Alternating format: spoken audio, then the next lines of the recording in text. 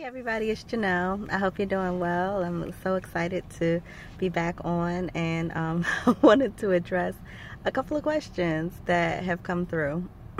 One I thought was really funny, so I gotta address this one first. The question was, why are you always in your car? And I read it just like that, so I'm sure that that's how it was said. Why are you always in your car? Um, so I do my videos a lot of the times in my car because I have really young kids, and they're 10, 6, and 2. And so I don't want a whole lot of background noise. I don't want to have to stop when I'm talking. I don't want a whole lot of drama in the background. So my car is my sanctuary. It's my quiet space. It's usually where I get my downloads, like when I'm driving and things like that, because my free time, the majority of my free time is time spent driving, going from work to work, or anywhere else that I'm going where I don't have my children with me. So that was a funny question that made me laugh, so I appreciate you sending it to me. I'm not gonna call you out, but I appreciate you sending it to me. It made me laugh. And to get down to what I really wanted to talk to you about, the second question that I received just this week was, you announced that you were releasing a book next year. What is it really about? So I want to share with you guys what the book is about. The book is called Awakening the Goddess Within, 35 Days to Reconnecting with the Divine Feminine.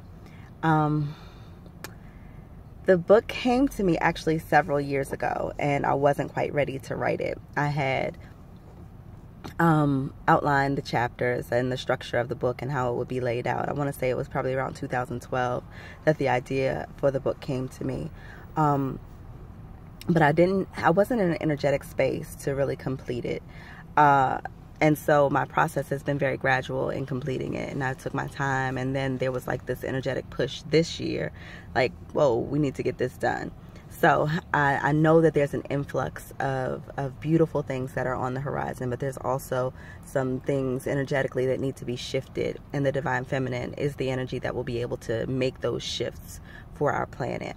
So what the book is about is helping women to re-energize their innate qualities, the beautiful divine feminine qualities that are intrinsic to each woman.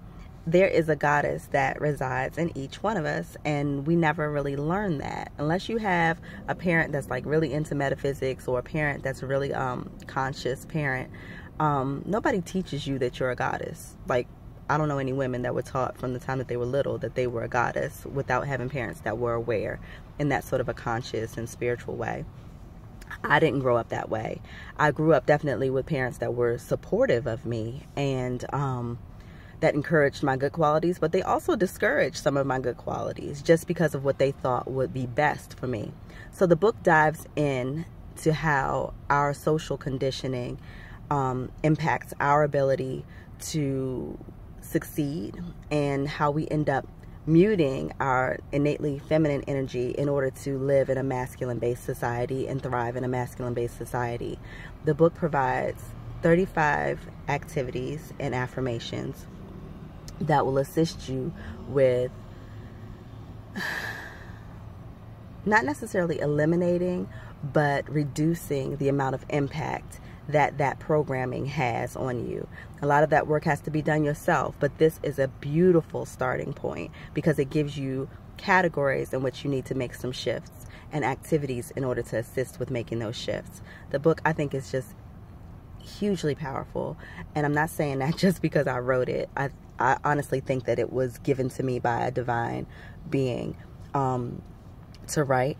I think that it came from a different energy, an energy that's not within our dimension, to present to this dimension in order to help it to shift in a different way.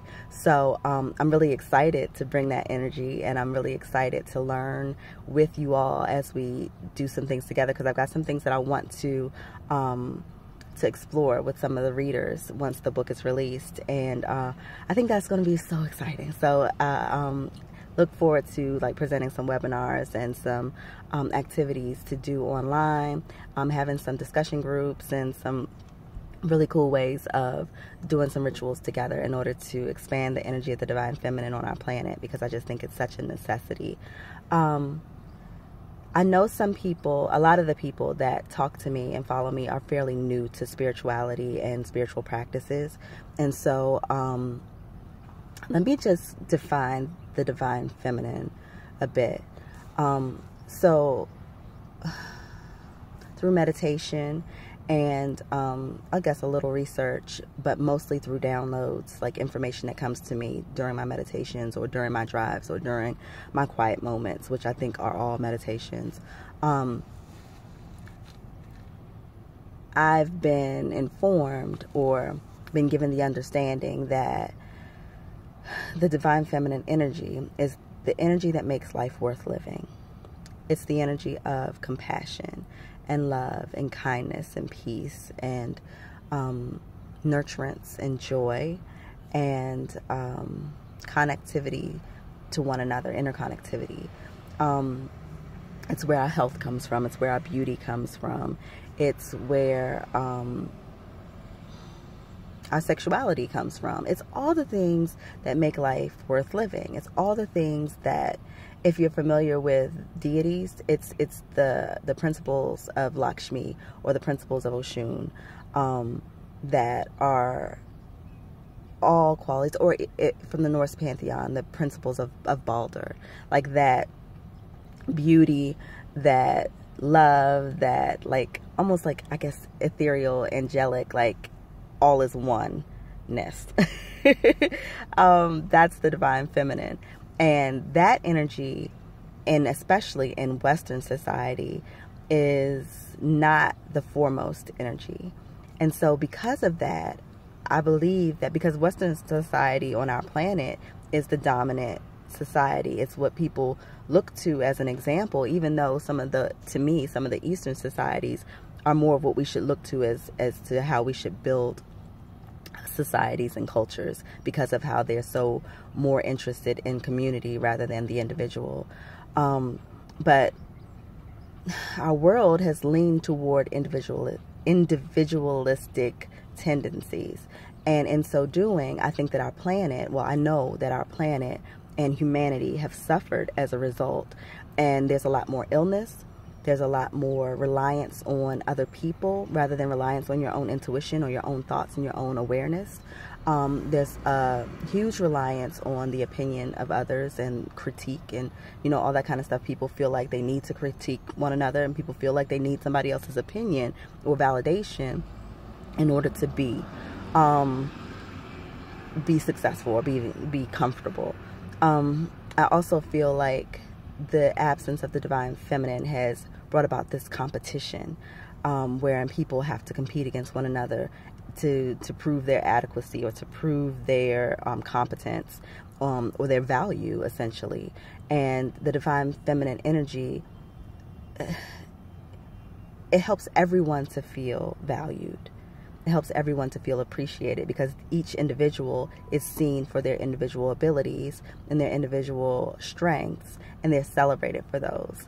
And so all of that to say that because of those issues in our society, I feel like women especially, and I can only speak to that aspect of our society because I am a woman and I've lived it. I see some things as a psychotherapist that are happening with men that are definitely results of this issue as well. But I wanted to key into women because the primary group of people that come to me are women.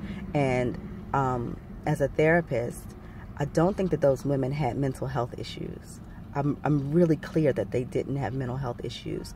I think that they were just results of their programming. They were just the product of their programming. And so that would manifest as what the book that we use to diagnose people is the DSM-5 TR. And it's a book full of information that, I'm trying to say this diplomatically, that defines problems that people have, that people call problems. But really they are manifestations of our social programming in many cases. Some of them may be some chemical imbalances or some things that are happening with people spiritually. But the issues that came to me, primarily outpatient mental health issues, or like anxiety, depression, and other mood disorders, bipolar disorder, that kind of thing. an adjustment disorder from here to there, but they were all social issues. And then there would also be some health issues that were combined with those. So those health issues were also a result of the things that were happening in the mind. But we were able to do some really powerful healing work with many of my clients. I was able to partner with them to do some really powerful healing work as a result of awakening the divine feminine energy within them. They had not been true to themselves for many, many years, most of them. And so as a result, their physical and their mental energies suffered. So I feel like, based on my experience as a psychotherapist, based on my experience as a spiritual healer, that if we are to be true to our divine feminine nature, that our physical bodies will thrive, our mental bodies will thrive, our spiritual bodies will thrive, and we will fully awaken the goddess within us. So that's what my book is about, and I'm so excited to share it with everybody. I just am really thrilled that I finally have finished, and that it's going to come soon to the public, and that it will be a positive energy brought to our planet and to every reader. And I pray for every reader of this book before you guys even have it in your hands. So I thank you all for listening. I just wanted to share that and answer those 2 questions. And if you guys have any questions or any concerns or any thoughts or ideas that you want me to address, feel free to reach out to me. If you want to take advantage of any of the services that I provide, feel free to reach out to me at www.janellmorgan.com.